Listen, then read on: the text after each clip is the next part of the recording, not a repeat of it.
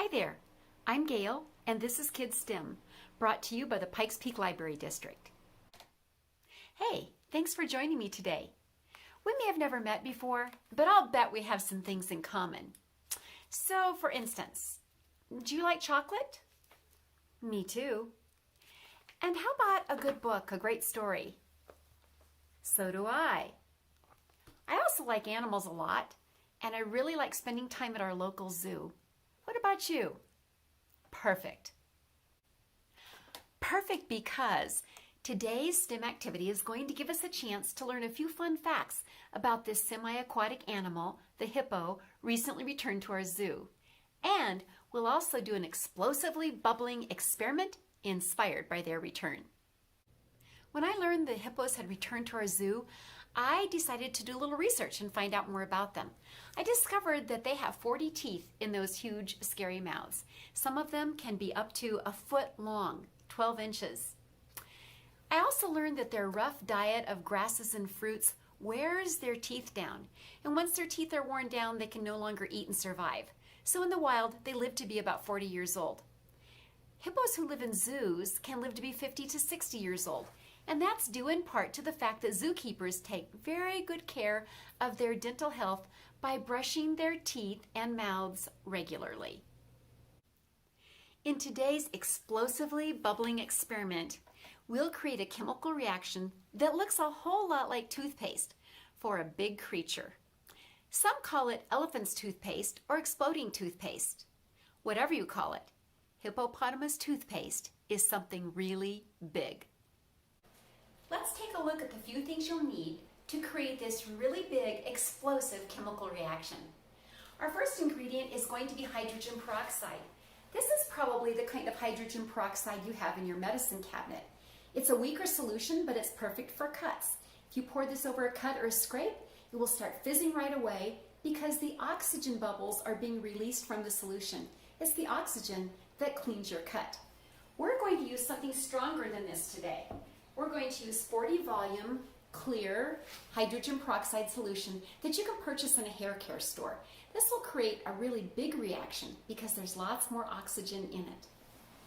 We'll also use some dish soap. The dish soap mixed in with the hydrogen peroxide will carry along the bubbles that explode out of the hydrogen peroxide and will really make those oxygen bubbles more apparent to us. We'll also use some active dry yeast made into a solution using some warm water. This acts as a catalyst to make the reaction happen very quickly. And we've also got some food coloring. If we place that in the bottle just right, it will make this toothpaste look pretty authentic. I've got a few tools for measuring, along with the bottle that we're going to put the experiment in. And this is just a plastic 16-ounce soda bottle. You can use something a little larger and increase your ingredients just a little bit to keep the reaction big. I'm going to place this inside of two trays, a foil tray and a plastic tray, to help contain our reaction. And I've also put it on a table, a washable surface, along with some newspaper that covers it. Just in case it gets a little wild, it will make cleanup a whole lot easier. Now, I'll be back with you in just a moment. I'm going to do some pouring of ingredients so we're ready to put them in the bottle. So hang on just a minute. And we're back. And ready to mix up a batch of hippopotamus toothpaste. Let's start with the hydrogen peroxide. I'm going to pour in the half cup that I already measured.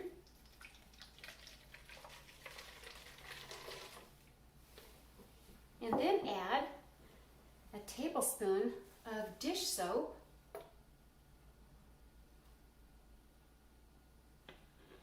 And give those a little bit of a swirl.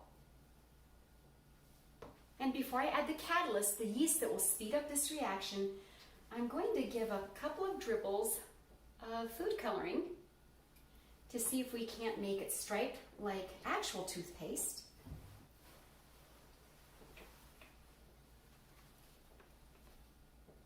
That looks ready. You could always add more stripes if you'd like to. And now we're ready to add the catalyst, the yeast that's been mixed with water. And it's all activated. I want to make sure it's thoroughly mixed. And here it goes. Now don't blink, because remember, this is a fast reaction. And there's there's the yeast.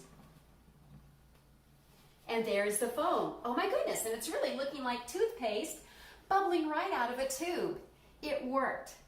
What we see here is foam with millions of tiny bubbles, and they each carry oxygen, the oxygen that broke down in this chemical reaction from our hydrogen peroxide. I also noticed that there's some steam coming off of it. I can see it up really close, and it feels pretty warm to hover my hand over it. That tells me that this is an exothermic chemical reaction. It's pretty amazing.